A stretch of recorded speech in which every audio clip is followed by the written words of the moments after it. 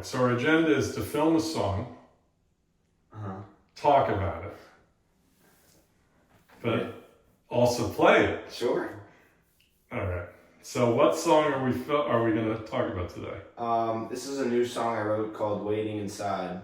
All right. This is not the song I've been dying for you to write, which I heard parts That's of. a work in progress. Well, that's my magnum opus, and I don't want to rush it. You know, you can't rush those things. Okay, because you've been working on that one for months. Well, on and off, sure. And what's stopping you from completing that song? It's got to be perfect, and it's not perfect. Well, what? But specifically, let's talk about it. So I hear you playing a part of it, and you tell me it's the chorus. But you insist it's a verse. I don't insist it's a verse. I just want you to finish the song. Okay. Well, it is a chorus, and when the chorus is that good, you need to have good verses to back it up. But you don't subscribe to my theory. No. My theory being, if you have a thing that you think is a great chorus, turn it into a verse. Doesn't make any sense. And then up it. You can't up it. That's as good cannot. as it's going to get. So. All right. Well, that's for another recording. Mm-hmm. Today, we're focusing on, tell me the name of the new song. Waiting Inside. All right. I like that. Do you want to talk about it or play it first? I'll play it first and then talk about it. Cool. I've heard pieces of it because you played it around the house, but I try not to listen. I try to feel like a fan. Right. So I'm hearing if this is your release party. Uh-huh. And there's only two of us here. Yeah, it's pretty depressing. All right. Okay. All right, let's see what you got. Okay.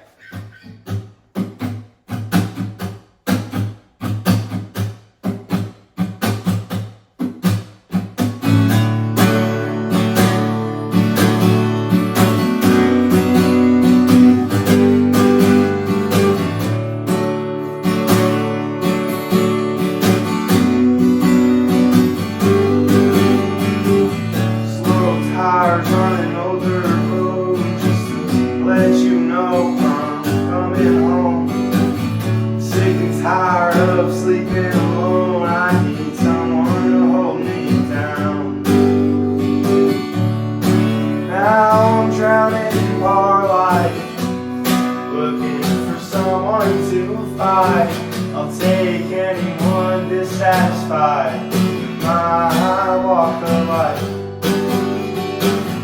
And when I close my eyes, I can see you waiting inside for me, for me, for me.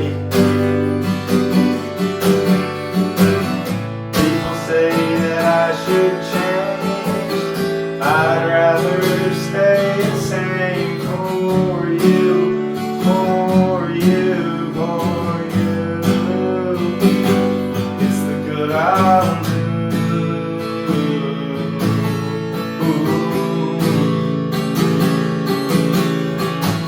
My friends are fake, but my will is good. I'll walk you through my old neighborhood, show you where I learned to love, where I got my first heart broken.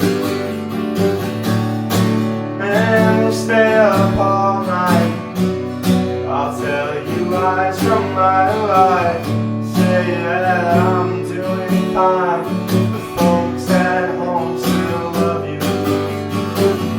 And when I close my eyes, I can see you waiting inside for me, for me, for me.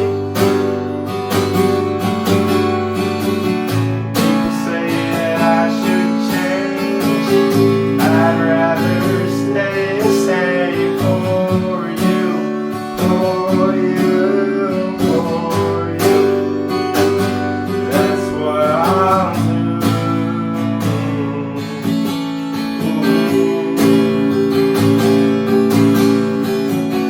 You'll open up the front door, we'll sit out on our front porch. You'll tell me how your day went. I wouldn't say a word, wouldn't dare ruin anything oh so pure as the love that we share. And when I close my eyes, I can see you waiting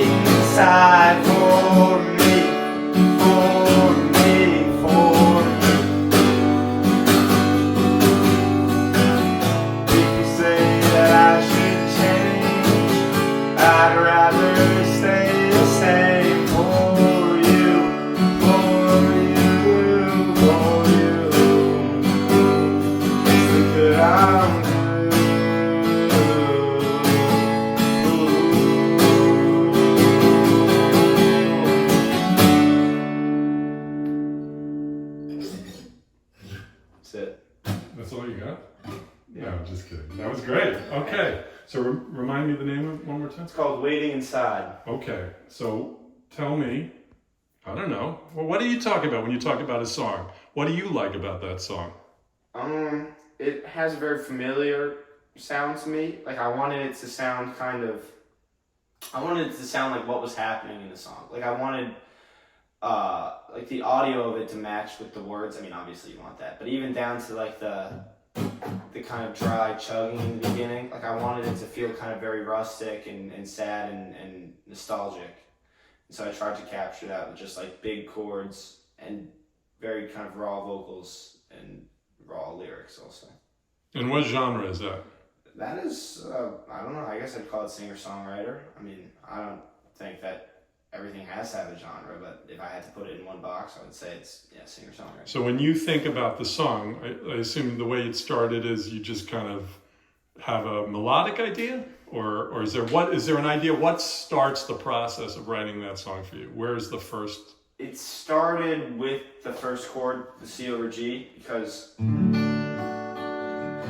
always loved that, just the sound of that, like the deep bass of the G. I don't know, it just has such a kind of melancholy feeling to me. And I always wanted to use it in a song, and I never could really figure it out. But finally I was just like, a chord progression kind of clicked. What is the progression? Well, you start on the C over G, and then you go to A minor, F. Just sounded like something I'd heard before, even though I couldn't place it to a song or anything. It just had such a familiar energy to it, which made me kind of write about a familiar person. So you start playing that song, and I like the little. Do you do that hammer on you did on that? What is that? Yeah, to make. Yeah, one thing I notice about your playing and your music as someone who's aspiring to just learn the guitar is you take like what are, on the surface simple progressions, but they sound so beautiful with the ornamentation you put in them, the hammer on, which is where you drop your finger onto the string to change the tone.